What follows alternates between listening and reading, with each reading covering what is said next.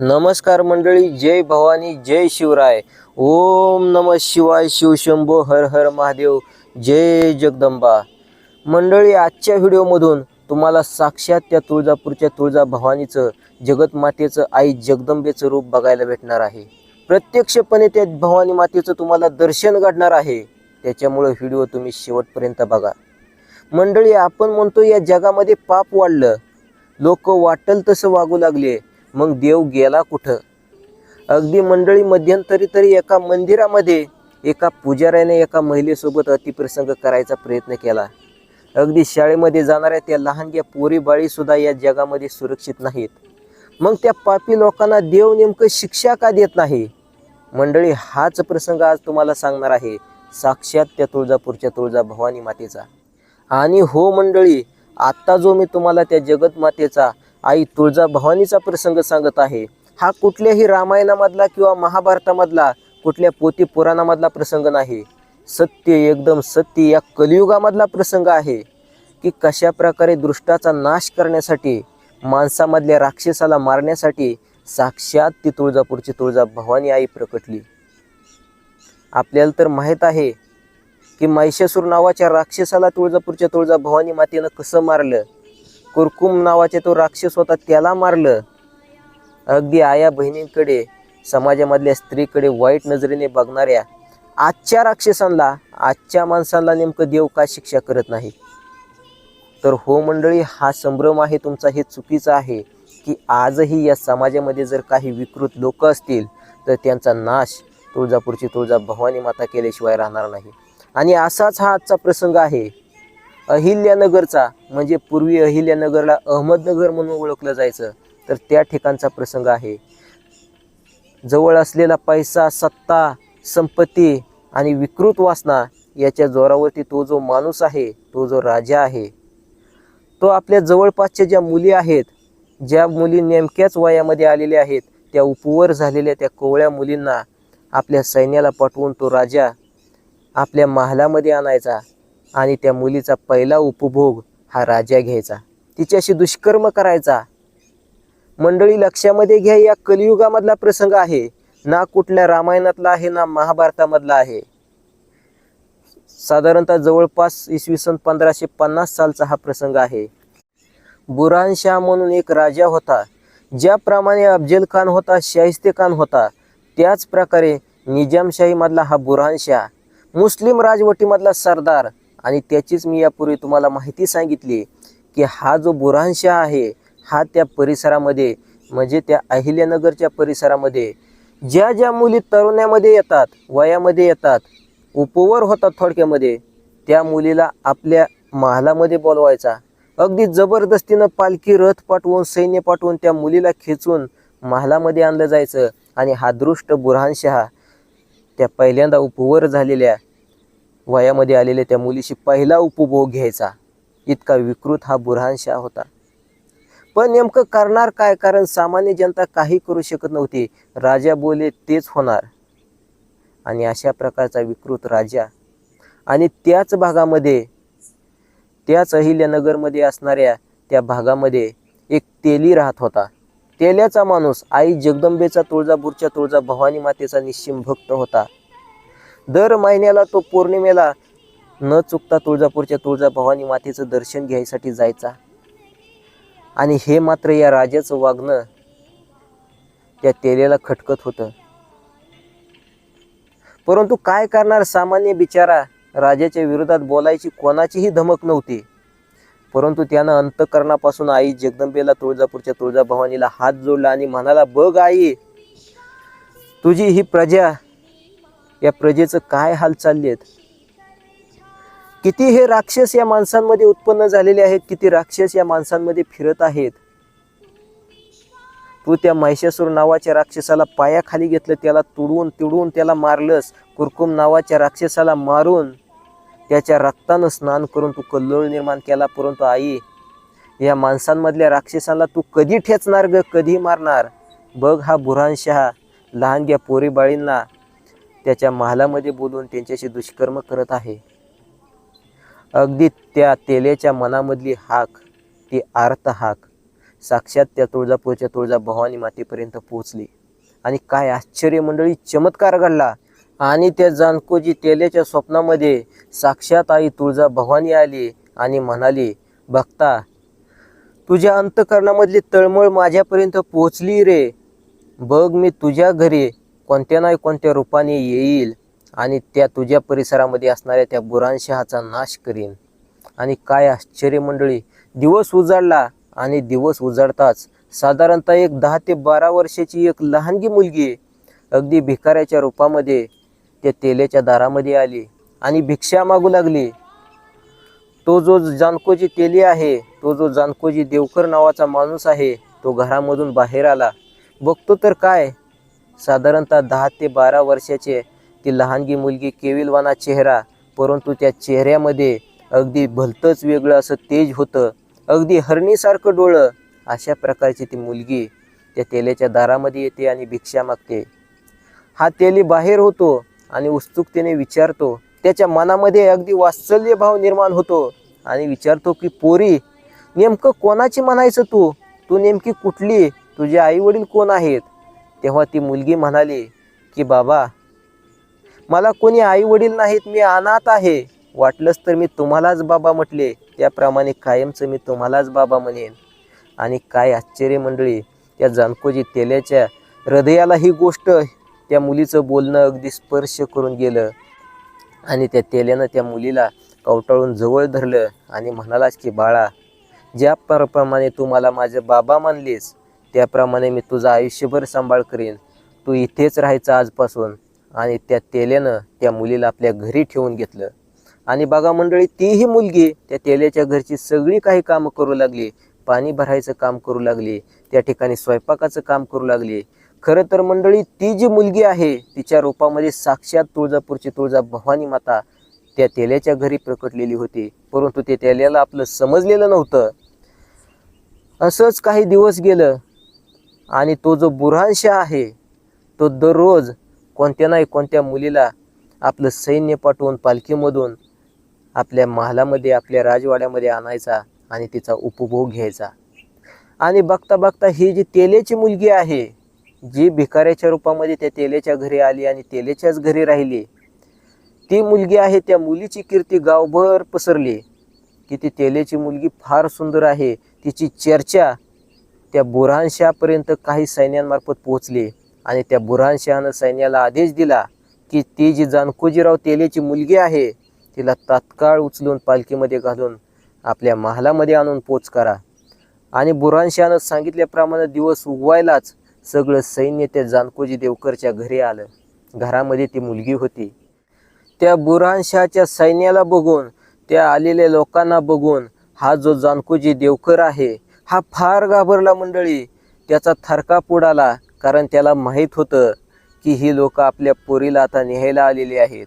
आणि त्या आलेल्या लोकांना, त्या सैन्याला बघून हा जानकोजी देवकर मोठमोठ्यानं रडू लागला, हात जोडून गयावया करू लागला आणि म्हणू लागला, माझ्या पोरीला त्या पाप्याकडे नेऊ नका रे. अशा प्रकारे तो रडत त्या सैन्याला अडवायचा प्रयत्न करत होता. परंतु ते सैन्य थोडीच ऐकणार होतं. त्यांनी जबरदस्तीनं त्या मुलीला ओढून न्यायचा प्रयत्न करू लागले. तेव्हा हा जो जानकोजी तेली आहे, हा विरोध करत होता. तेव्हा ती मुलगी मागे सरसावली आणि म्हणाली की बाबा, तुम्ही काळजी करू नका. ज्या रूपामध्ये मी तुमच्या घरी या ठिकाणी अवतरले, त्याच रूपामध्ये मी परत तुमच्या घरी लगेच येईन. येते त्या बुऱ्हाणशहाची भेट घेऊन बाबा, तुम्ही काळजी करू नका. तो पाप्या माझ्या अंगाला हात सुद्धा लावू शकत नाही. आणि असं बोलताच ती मुलगी त्या रथामध्ये बसली आणि ती लोक रथ घेऊन त्या बुऱ्हाणशहाच्या वाड्याच्या बाहेर गेली. आणि ते जे सैन्य आहे, त्यांनी त्या मुलीला त्या बुऱ्हाणशहाच्या खोलीमध्ये नेलं. पलंगावरती बुऱ्हाणशहा बसलेला होता. अप्रतिम सौंदर्याची खाण असणारी ती रूपवती मुलगी बघताच त्या बुऱ्हाणशहाच्या तोंडाला पाणी सुटलं आणि तिच्याशी आता तो उपभोग घ्यायचा प्रयत्न करणार होता.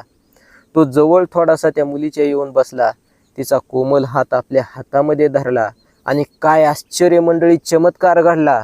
ती जी मुलगी आहे, त्या मुलीनं साक्षात अष्टभुज रूप धारण केलं.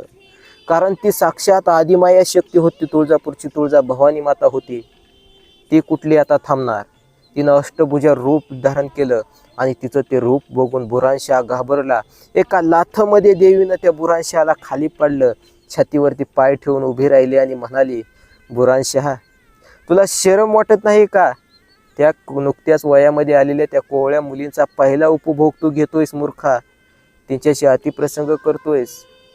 तुझ्यासारख्या पाप्याला मी थोडी सोडणार आहे. बुरांशहा, तू लक्षामध्ये ठेव, मी तुला आता मारणार नाही. या कलियुगामध्ये तुझ्यासारख्या पापी माणसाला मारून तुझ्या रक्तानं माझा हात मी खराब करणार नाही. पण तू ध्यानात ठेव, मी तुला शाप देते की तुझं हे राज्य लवकरच नष्ट होईल. हाल हाल होऊन तू मरशील. असा शाप त्या जगदंबा मातेनं आई तुळजाभवानीनं त्या बुरांशहाला दिला. आणि तिथून परत ती मूळ रूपामध्ये अगदी मुलगी झाली. आणि ती मुलगी परत या जानकोजी तेलेच्या घरी आली. त्या आलेल्या मुलीला बघून हा जो जानकोजी तेले आहे हा मनामधून खुश झाला. कारण जसं त्या सैन्यानं त्या बुरांशाकडे त्या पोरीला नेलेलं होतं, तसं हा जानकोजी तेले आई तुळजाभवानीच्या नावाचा जप करत होता. आई तुळजाभवानीला साकडं घालत होता की वाचव माझ्या पोरीला. परंतु मंडळी, ती जी पोरगी होती, ती जी मुलगी होती, तीच साक्षात आदिमायेचं रूप होती. भिकाऱ्याच्या रूपानं ती मुलगी, लहानगी मुलगी त्या जानकोजी तेलेच्या घरी अवतरलेली होती, हे तर तुम्हाला माहीत आहे. पुढं ती मुलगी घरी आली. परत मुलगी घरी आल्याचं पाहून त्यानं आई जगदंबा मातेला हात जोडून धन्यवाद दिले आणि त्या आलेल्या मुलीला कवटाळून तिच्यासोबत रडू लागला. मंडळी, परत 1-2 दिवस निघून गेले आणि आता मात्र त्या आदिमायेचा आता अवतार त्या ठिकाणचा संपणार होता. कारण तिला मूळ ठिकाणी परत तुळजापूरला यायचं होतं. परंतु बहाणा नेमका कसा करायचा? कारण इतके दिवस ती मुलगी, ती जगदंबा माता त्या मुलीच्या रूपानं त्या जानकोजी तेलेच्या घरी राहिलेली होती. आता मात्र पौर्णिमा आलेली होती आणि या पौर्णिमेला हा जो जानकोजी आहे, हा जानकोजी देवकर परत तिकडे त्या ठिकाणी तुळजापूरला जाणार होता. आणि जात असताना या मुलीनं हट्ट धरला की बाबा, मलाही तुमच्यासोबत त्या आदिमाया शक्तीचं दर्शन घ्यायला, त्या तुळजापूरच्या तुळजाभवानी मातेचं दर्शन घ्यायला तुळजापूरला यायचंय. हा जो त्या मुलीचा गोड हट्ट आहे, हा हट्ट त्या जानकोजीरावनं मान्य केला आणि त्या मुलीला घेऊन पौर्णिमेला त्या ठिकाणी तुळजापूरला जाऊ लागला. जात असताना वाटेमध्ये आष्टी नावाचं एक गाव आहे मंडळी. आणि त्या गावामध्ये गेल्यानंतर थकलेले हे दोघेजण बापलेक, हे मुलगी आणि तो जानकोजी तेली त्या ठिकाणी विश्रांतीसाठी थांबले.